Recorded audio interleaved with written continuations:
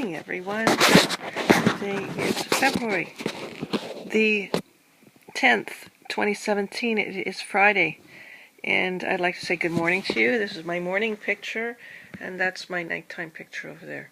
Okay, I'm kind of messy in my room right now. I've been redesigning it since the flood. Yeah, Noah's time. But anyway, we're going to be talking again about narcissism, of course. The deep psychology of narcissism and the gap by Zen. So I'll give you this picture to look at. It's a little more interesting than watching my writing, but maybe you want to watch my writing too. Okay, the notes here. Well, let's look at it this way.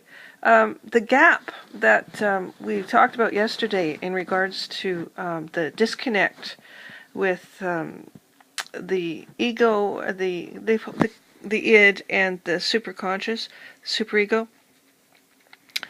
Well, there's a disconnect between somewhere, and physically too. There's probably a missing particle in our world. So whether it be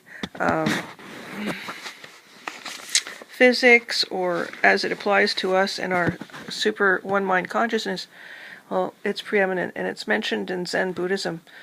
There's a great disconnect, yes. How did this happen? How did this disconnect happen? Well, it might be from the decomposition process that we're going through. We're on an outer limb of a galaxy.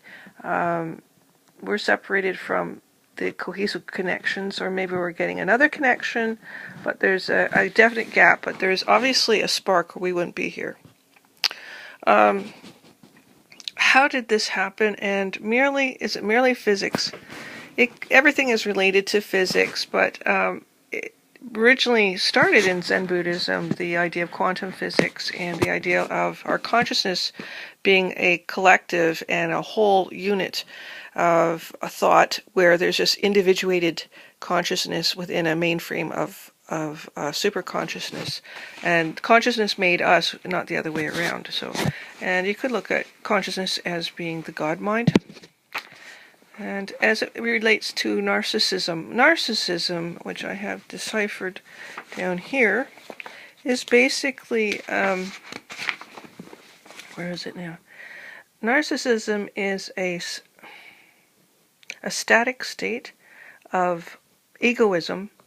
It's an aberration that, oh God, I can't remember, more and more self-evolved as it becomes pure karma. So in the most obtuse case of aberrant narcissism, and I guess you could put Hitler as an ideologue of that kind of concept of narcissism to the extreme, then you would realize that operation or operative of Hitler's mind was working on a purely egotistical front.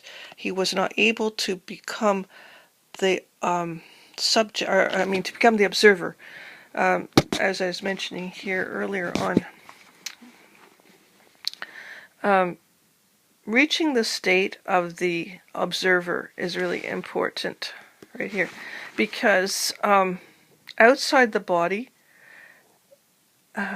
we go outside the body to get to see what's going on, to see, to observe our subjective selves, but oh, just a moment. Thanks. Oh, there's someone on the phone right now. Oh, I better get the phone. I'll be right back.